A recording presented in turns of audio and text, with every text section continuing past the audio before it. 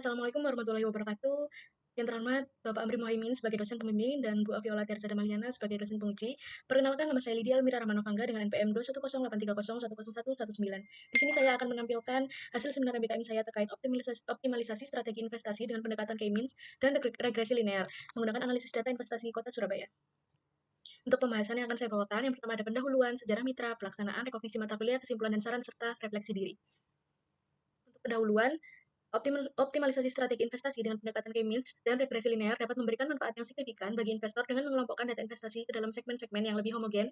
Investor dapat lebih mudah mengidentifikasi peluang dan risiko yang ada. Selain itu, dengan memanfaatkan regresi linear, investor dapat memprediksi tren investasi di masa depan dan membuat keputusan yang lebih tepat. Studi kasus yang akan dilakukan di Kota Surabaya diharapkan dapat memberikan wawasan yang lebih mendalam mengenai pola dan tren investasi di kota tersebut. Data investasi yang digunakan dalam penelitian ini mencakup berbagai sektor seperti properti, industri, perdagangan, dan jasa. Dengan analisis yang komprehensif, penelitian ini bertujuan untuk memberikan rekomendasi strategis yang dapat membantu para investor dalam membuat keputusan yang lebih baik. Dataset yang digunakan penulis pada penelitian ini adalah dataset investasi yang terdiri dari kolom nama perusahaan, alamat perusahaan, kecamatan, BU, KBLI, judul KBLI, TKI, dan jumlah investasi. Sebelumnya, saya sampaikan terlebih dahulu bahwa saya telah melaksanakan magang bersertifikat di Dinas Penanaman Modal dan Pelayanan Terpadu Satu Pintu Kota Surabaya selama 5 bulan terakhir ini. Untuk tujuan, program magang bersertifikat memiliki tujuan utama untuk memberikan pengalaman belajar dengan suasana baru. Adapun tujuan pelaksanaannya adalah sebagai berikut. Yang pertama, mampu memahami role data analis dan skill serta alur kerja data analis. Yang kedua, mampu memahami konsep data pre-processing dan mampu menerapkan dalam analisis data. Yang ketiga, mampu membuat visualisasi data sehingga menghasilkan informasi yang mudah dipahami untuk dilakukan aksi. Yang keempat, mampu melakukan analisis kondisi bisnis serta peluang dan tantangan dalam sektor bisnis. Yang kelima, memberikan wawasan mengenai pola dan tren investasi di Kota Surabaya. Yang keenam, membantu investor dalam mengidentifikasi peluang dan risiko investasi. Selanjutnya, untuk manfaat, yang pertama untuk UPN Veteran Jawa Timur, penguatan kurikulum berbasis pengalaman karena memberikan bukti langsung tentang penerapan teori-teori yang diajarkan di perkuliahan dalam konteks nyata. Yang kedua, peningkatan reputasi dan koneksi dengan industri sebagai sarana untuk memperkuat hubungan dengan pihak industri. Dalam hal ini, dengan pemerintah Kota Surabaya. Hal ini dapat meningkatkan citra universitas dalam memberikan pendidikan yang relevan dengan kebutuhan pasar kerja. Yang kedua, untuk mitra penyelenggara, agar terciptanya hubungan kerjasama yang saling menguntungkan antara kedua belah pihak, yaitu dapat menempatkan mahasiswa yang memiliki potensi untuk mendapatkan pengalaman instansi yang bersangkutan. Mendukung upaya Kemendikbudristek, terutama DPMPTSP Kota Surabaya dalam meningkatkan inisiasi kegiatan berdampak sosial seperti edukasi teknologi dan sains, pengembangan kewirausahaan, impact investment, dan breakout research. Selanjutnya, yang terakhir untuk mahasiswa, memberikan gambaran kepada mahasiswa untuk mengaplikasikan ilmu dan teori yang telah didapatkan sebagai orientasi awal untuk memahami suasana kerja di sebuah instansi. Mahasiswa dapat mempersiapkan diri secara mental maupun fisik juga kualitas dalam rangka menghadapi persaingan dunia kerja yang semakin komprehensif. Yang terakhir, pembekalan terhadap mahasiswa untuk menjadi seorang yang berpotensi, kompeten, dan profesional agar siap memasuki dunia kerja. Selanjutnya, untuk sejarah mitra, berdasarkan visi Dinas Penanaman Modal dan Pelayanan Terpadu Satu Pintu yang telah dirumuskan, terdapat 3 poin pokok yang terkandung di dalam visi tersebut, yaitu terkait peningkatan investasi, pelayanan perizinan yang prima, dan penggunaan teknologi informasi. Hal tersebut mengindikasikan bahwa peningkatan investasi sangat didukung dengan layanan perizinan prima yang akan diberikan kepada perindustrian dalam pengajukan izin investasi di wilayah Kota Surabaya. Pelayanan perizinan prima tersebut terkait dengan cepatnya proses pelayanan, persyaratan yang mudah, dan juga jelasnya prosedur yang diberikan kepada masyarakat. Selain itu, untuk memudahkan proses pelayanan juga digunakan teknologi informasi seperti SSW, dan kedepannya akan digunakan SPI, PISE untuk mendukung peningkatan jumlah investasi di Kota Surabaya. Untuk profil mitra sendiri, berikut tertampil logo dari DPMPTSP dan juga struktural yang ada di DPMPTSP. Visi dari DPMPTSP melaksanakan pelayanan prima dengan cerdas bagi publik, misi melaksanakan tertib administrasi, meningkatkan kualitas sarana dan prasarana, mengembangkan sistem berbasis teknologi, meningkatkan kompetensi pegawai DPMPTSP. Selanjutnya, metode penyelesaian tugas. Untuk metode penyelesaian tugas, di sini ada diagram alurnya dimulai dengan pengumpulan data, pemahaman data, pra-pemrosesan data, pemodelan, interpretasi hasil, dan selesai. Untuk data yang digunakan, ada beberapa kolom, yaitu nama perusahaan, BU, alamat usaha, kecamatan, KBLI, judul KBLI, jumlah investasi, dan TKI. Berikut merupakan uji K-means dan regresi linear untuk data investasi Kota Surabaya. Yang pertama ada mengimport modul Pandas, Matplotlib, dan Seaborn, serta menampilkan data. Lalu setelah itu akan terbaca skrip dari file XLX bernama Visual Dataset. Selanjutnya menampilkan beberapa baris pertama dari data frame. Setiap baris mewakili satu entitas perusahaan dengan atribut-atribut yang terkait. Data disusun dalam format tabular yang mudah dibaca. Ini adalah contoh awal dari bagaimana data perusahaan dapat dipresentasikan dalam data frame Pandas di Python. Selanjutnya pemeriksaan data awal. Lalu dilakukan statistika deskriptif untuk kolom numerik. Untuk kolom numerik sendiri ada KBLI, jumlah investasi, dan TKI. Setelah itu berikut merupakan hasil dari visualisasi data distribusi jumlah investasi dan juga box plot untuk jumlah investasi. Untuk gambar yang sebelah kiri, untuk skala sumbu X mencakup nilai dari 0 hingga dari 2,5 triliun rupiah, dapat diartikan sebagian besar data berada pada nilai investasi yang kecil, tapi ada beberapa perusahaan dengan investasi yang sangat besar. Sebagian besar perusahaan memiliki investasi kecil dan beberapa perusahaan dapat investasi yang sangat besar. Selanjutnya untuk box plot jumlah investasi, sebagian besar perusahaan memiliki jumlah investasi yang rendah, tetapi jika dilihat pada outliers menunjukkan beberapa perusahaan memiliki investasi yang sangat besar, dan dari data set tersebut, jumlah investasi sangat tidak merata. Sebagian besar data terpusat di nilai kecil dan beberapa di nilai yang besar. Selanjutnya, untuk menentukan jumlah klaster dan menambahkan hasil clustering ke dalam data frame asli serta memberikan visualisasi hasil clustering. Selanjutnya ada visualisasi hasil clustering untuk main squared error 2.46974536709844034 dan R squared min 0,0021853670219191966264. Selanjutnya memasuki rekognisi mata kuliah. Yang pertama ada pemodelan data bisnis. Untuk pemodelan data bisnis, sama seperti capstone project yang sudah saya jelaskan sebelumnya terkait dengan features dataset investasi, terdiri dari nama perusahaan, bentuk usaha, alamat usaha, kecamatan, KBLI, judul KBLI, dan jumlah investasi. Selanjutnya ada kecerdasan bisnis. Untuk kecerdasan bisnis, di sini saya membuat 2 project, yaitu yang pertama ada perbandingan antara kinerja lokasi berdasarkan kecamatan serta total pengunjung. Jika dilihat dari diagram tersebut, maka kecamatan yang memiliki jumlah pengunjung paling banyak adalah Sawahan dan kemudian diikuti oleh Sukolilo serta Wonokromo. Tidak diragukan kenapa kalau Sawahan yang terbesar, karena memang Sawahan terletak di pusat Surabaya, diikuti Sukolilo dari Surabaya bagian timur, tetapi masih banyak destinasi yang bisa dikunjungi di sana, dan yang terakhir Wonokromo di Surabaya Selatan. Selanjutnya ada dashboard data investasi. Di sini dashboard data investasi saya menggunakan Power BI, dan di situ ada jumlah investasi serta kecamatan, jumlah investasi dan judul KBLI, juga ada TKI dan nama perusahaan, serta jumlah investasi per nama perusahaan. Jadi nantinya diharapkan para investor dan juga DPM BTSP dapat menggunakan dashboard tersebut dengan baik agar dapat memberikan masukan dan mencari peluang untuk para investor yang akan segera bergabung. Selanjutnya, framework perangkat lunak.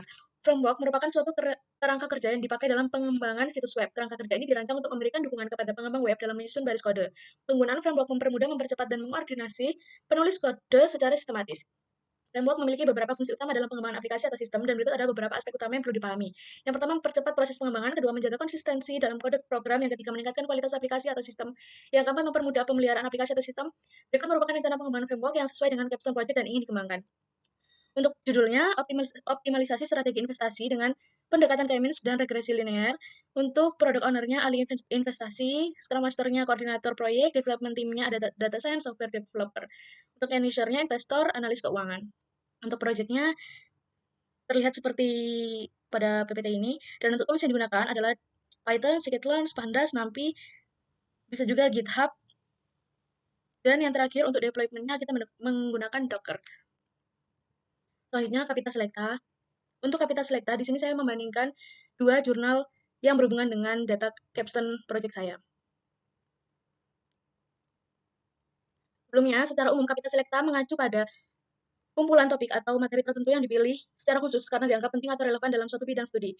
Kapita Selecta sering digunakan dalam konteks pendidikan dan penelitian untuk merujuk pada topik-topik kunci atau isu-isu terkini yang menjadi fokus pembelajaran atau diskusi.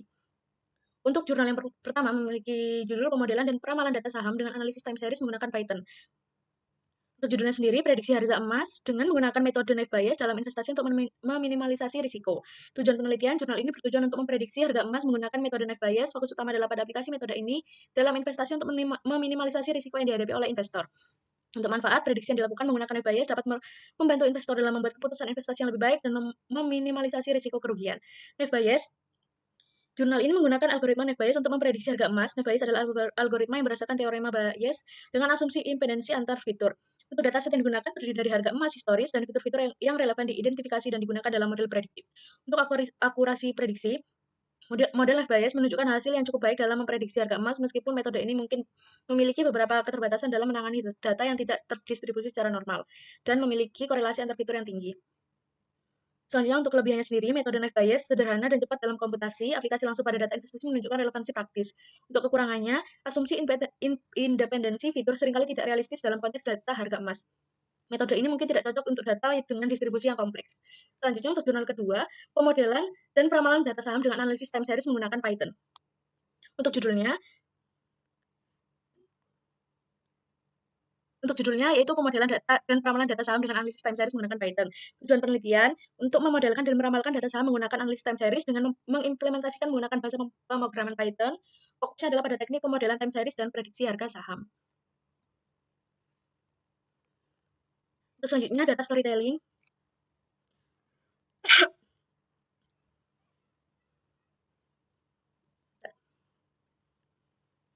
Untuk data storytelling sendiri adalah konsep membangun narasi yang menarik berdasarkan data dan analitik kompleks yang membantu menceritakan kisah dan mempengaruhi serta memberi informasi kepada audiens tertentu.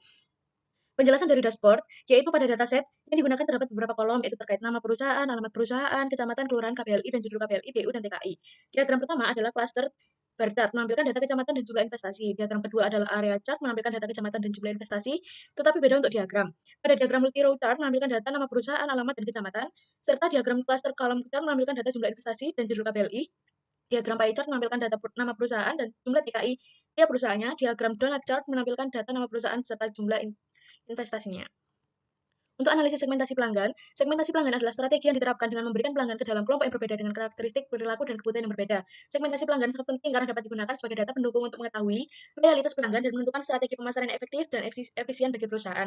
Untuk menentukan segmentasi pelanggan dilakukan dengan menganalisis algoritma K-means clustering.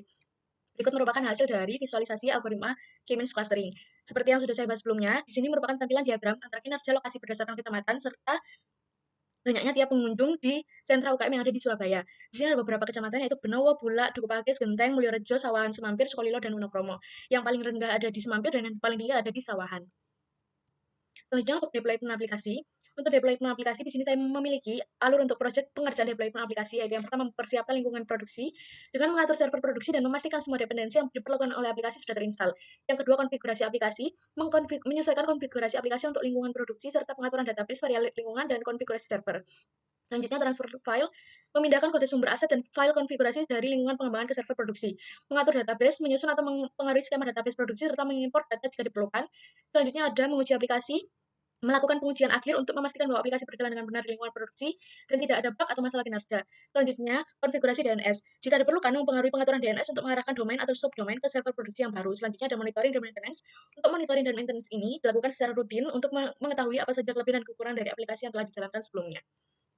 Selanjutnya ada soft skills komunikasi. Di sini saya sering mengikuti acara rapat, pertemuan, pelaporan tupoksi, pendampingan LKPM, dan mendengarkan review dari teman-teman yang melakukan pengawasan terhadap para pelaku usaha. Di sini saya juga sering melakukan diskusi bersama mentor terkait tupoksi dan juga menanyakan apa-apa yang perlu saya tanyakan. Soft skill komunikasi yang saya asah di sini, saya bertemu banyak orang investor dan juga pelaku usaha yang memiliki beragam sifat.